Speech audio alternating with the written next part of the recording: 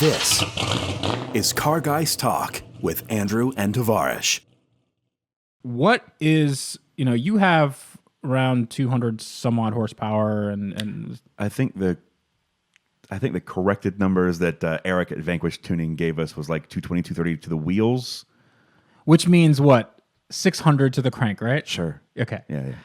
What's the perfect amount of horsepower for like a normal person? Not some, Arab sheik who needs 5 bajillion horsepower to show his friends how rich he is, but for normies like me and you, what's the perfect amount of horsepower? Now, there's a lot of people that, a lot of automotive journalists that say that you don't need any more than 350. Like 350 is pretty much the sweet spot. I kind of agree with that, but it depends on the platform itself. So I was going to ask, are we talking front, rear, all-wheel drive? So I think we should determine what that is. For per platform, what is the perfect amount of horsepower? So let's say front-wheel drive. I think the front-wheel drive, you would need less horsepower in a front-wheel drive car to have kind of the same amount of fun, because after a while it just becomes kind of ungainly. You have torque steer, you have Well, it depends on the platform there, because let's assume LSD's on everything. No, not even that. So the ST, it doesn't have an LSD, and there's lots of torque steered, and only has right around 250-ish horsepower, whereas the Mini Cooper has 180 horsepower, but it has equal length drive shafts, so there is no torque steer. Okay, like at all, it's non-existent. And that car has at 180 horsepoire, you're probably not going to get a lot of torque steer. Yeah, that's also true. Yeah, if you put 600, you're going to have some torque steer. Sure, I guarantee you that. But it depends on the platform. Mm-hmm. I'd say for a front wheel drive car, I would stick around 250. Yeah, 250. I think so. 250. It all depends on what the platform is as far as the drivetrain. So 250 turbocharged or 250 NA? I'd say turbo, because that's what I have in the ST. Okay. And it's very, very manageable. Okay.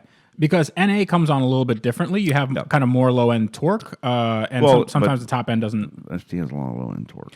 I guess. It's 330 pound-feet. Sure. I guess guess wheels. Sort of. Because that's not what we saw at the dyno. Well, again, the corrected numbers. The corrected ones, yeah. I want to get on a different dyno and see what it puts down, and maybe have an intercooler so my charge air temps aren't higher than the boiling point of water. Next time I go to Cletus McFarlane's shop, you should bring your Focus. I'm going anyway, whether you invite me or not. Okay, all right. Show up. Hey, Cletus, open up. Cletus, it's me, Andrew. So that dyno, his dyno kind of reads. Dyno jets tend to read higher, right? So I think you'd get some. I can strut my stuff there. Yeah, you can get some interesting numbers. Like they routinely put out 1,000 horsepower on these cars. I'm not saying that they don't make 1,000 horsepower. I'm just saying that those tend to read higher than the Mustang dyno, and especially Eric's dyno, which reads real low, yeah. Like real low. And I was surprised to get 600 out of my Lamborghini.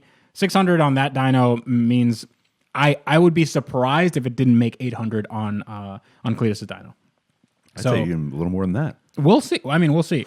But it definitely sounded strong, and we'll see what happens with that. But I think so. You say 250 horsepower to front wheel drive. To front wheel drive. So the Civic Type R, doesn't it make more than that? It's like 300 horsepower. It's like 350. It's not okay. We're gonna look that up. To the crank, I'm almost positive it's 350 horsepower ish. That sounds a little high.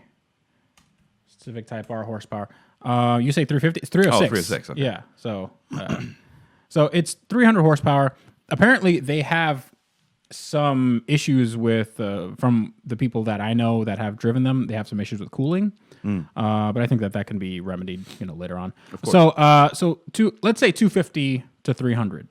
After that, I don't think you're gonna get as much driving fun. It's like diminishing returns. Yeah, the usability goes way down. But then we're talking about on a like spirited run where there's turns and stuff. Right. Even in a straight line. No, if you have a drag car, you can do 400 to 500 horsepower, but you have to have the suspension for it. You have to make sure that there's enough. There's no weight transfer. But I'm saying for a street car. Yeah, for a street car, because like I said, my But he Coulter up in Jacksonville. He had that Cobalt SS. Right. Did a turbo swap. I think he was pushing like close to 450 to the wheels, and it just spun tires. Yeah. And just like arm wrestle torque steers. Yeah. Let me tell you about torque steer. I had a Nissan Maxima. Okay, that's